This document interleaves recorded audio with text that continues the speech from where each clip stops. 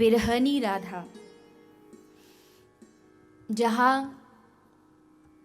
श्री किशोरी जी का जो भाव है ब्रज की गोपियों के साथ, वो वर्णन किया गया है। बड़ी सुंदर पुस्तक है, आपको उपलब्ध हो तो पढ़िएगा। मैं पूरी तो नहीं श्रवण करा सकती, लेकिन हाँ उसके कुछ भाव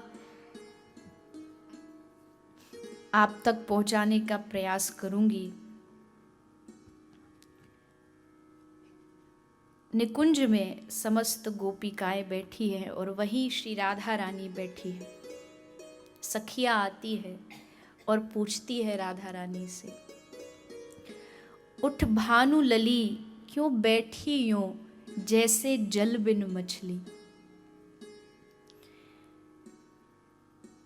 राधा रानी सखी से कहती है, सुन सुन प्रिय सहचरी, बिन आए बंधु बिन मौत मरी।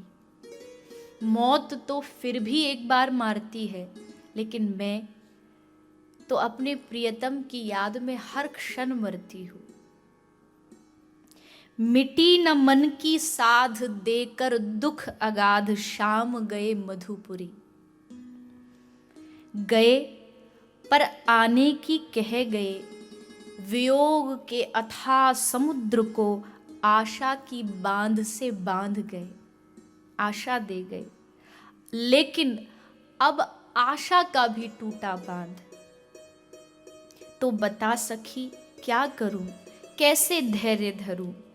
दावानल की अग्नि तो बुझाते हैं बादल। थोड़ी देर एकदम आप सब ध्यान से सुनिएगा। मन चित्त श्री ठाकुर जी के चरणों में समस्त दुनिया की व्याधियों से दूर होके अपना मन उस प्रेम में लगाइएगा। राधा रानी कहती है, दावानल की आग तो बुझाते हैं बादल, पर विरहानल बुझे न बिन श्याम जल। ये विरहानल की जो अग्नि है, बिना श्याम के जल के बुझेगी नहीं। झुलसना इस आग में लिखा मेरे भाग में। तो बता सखी इस भाग्य का मैं क्या करूं। यदि निकल जाते प्राण तो पाती परित्राण, दारुण परिदाह से गए प्राणनाथ तो भी न गए प्राण। प्राणनाथ चले गए पर प्राण नहीं गए।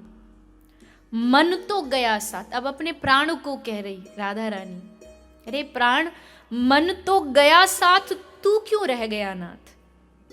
मन तो चला गया मुझे दुख देने को, तू क्यों अनाथ यहां रह गया। यदि जाता उनके साथ तो रहता कितना शीतल। सोच ओ पापी प्राण, पाएगा तू क्या फल।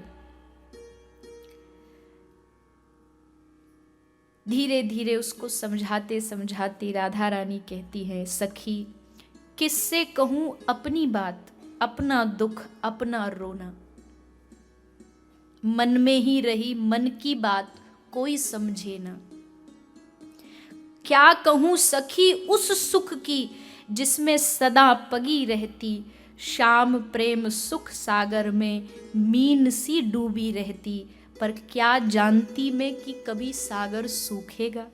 मुझे क्या पता था कितना रसमय जीवन मेरा तड़प तड़प कर बीतेगा। हाय सोख लिया सागर अक्रूर ने आकर, ले गया। आज तक इस ब्रज में बहुत क्रूर आए, कोई कृष्ण को लग नहीं कर पाया, पर ये अक्रूर सोख लिया सागर अक्रूर ने आकर। मन मंदिर की बेदी पर था जिसे लिया बिठाए, प्राण पुष्पों को चरणों में जिसके था दिया लुटाए। उसी ने जब निष्ठुरता से दासी को दिया दुराए, तो बता सखी जीना कैसे सुहाए।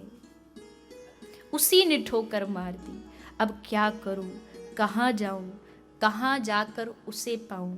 बोल ना झट उपाय, प्राण अब जाए अब जाए। यही प्रेम है। लगता है प्राण बस जाने ही वाले हैं, निकलने ही वाले हैं। ललिता सखी कहती है, धर धैर्य सखी मत बावरी बन। धर धैर्य सखी मत बावरी बन, कभी तो उसके मन होगा तेरा स्फुरन, तभी होगा उसका यहाँ आगमन, तभी वो यहाँ आएगा। बात चल रही थी, बात चलते चलते अचानक बादल, मेघ ऊपर आया। और ठाकुर जी का स्वरूप कैसा है? मेघवर्ण।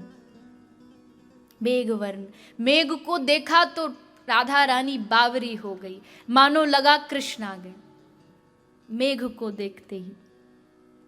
सखी कहती है, अरे उन्मादनी, कहाँ गिरधर, कहाँ गमनागन, जिसे देख रही है वो तो है जलधर। मेघ है, लेकिन आज इस विरह को देख करके श्री राधा रानी अपने आप को रोक नहीं पाई और मूर्छित होकर के गिर पड़ी। तभी एक सखी राधा रानी से कहती है, एक काम करती हूं, मैं तुम्हारा संदेशा कृष्ण तक पहुंचाती हूं, मैं तुम्हारी दशा कृष्ण को जाके बताती हूं कि तुम्हारी क्या दशा है। राधा रानी को प्रार्थना किया। नाम है सखी का चंद्रा सखी। आज ये चंद्रा सखी मथुरापुरी जा रही है। चतुरा चंद्रे तू जाना शीघ्र मधुपुरी, ले आना श्री हरि, जा उनको लेके आ। चंद्रा कहती है, हाँ हाँ मैं अभी जाती हूँ, ढूंढूंगी उसे घर घर, जहां भी मिलेगा शाम ले आऊंगी उसे ब्रजधाम। बस जान ले अपने मन में कि आ गया वह और पड़ा तेरे चरण में। तू समझ बस अब वो आ ही गया। हाँ हाँ जा। जाती है चंद्रा, तभी लौट के आ जाती है, वापस आ जाती है। राधा रानी ने पूछा क्यों लौट के आई है? तो चंद्रा कहती है, एक बात याद आई। याद है ना मुझे भी बात उस दिन की, जब तूने किया था मान, तो बंधु ने विनती की थी चरणों में मुकुट रख, दैन्यता बार बार की थी। कृष्ण ने चरणों में मुकुट रख के तुमसे बार बार माफी मांगी थी और लिखा था अपना नाम तेरे चरण तल पर, और लिख दिया था कुमकुम से भोजपत्र पर एक प्रतिज्ञा पत्र।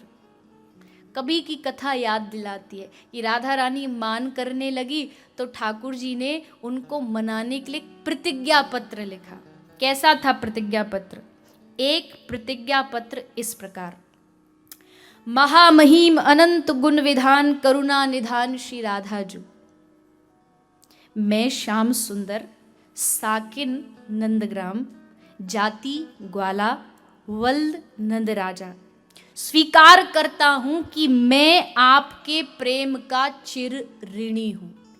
ये कृष्ण का प्रतिज्ञा पत्र है।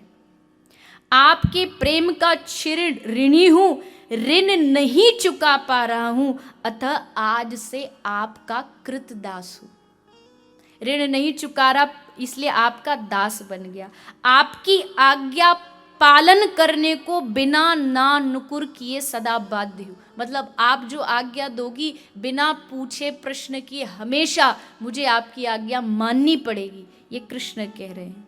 ये लिख दे रहा हूँ स्वेच्छा से, बिना किसी जोर दबाव के, स्वस्थ मस्तिष्क से, जिससे समय पर काम आए, इसे प्रतिज्ञा पत्र समझा जाए।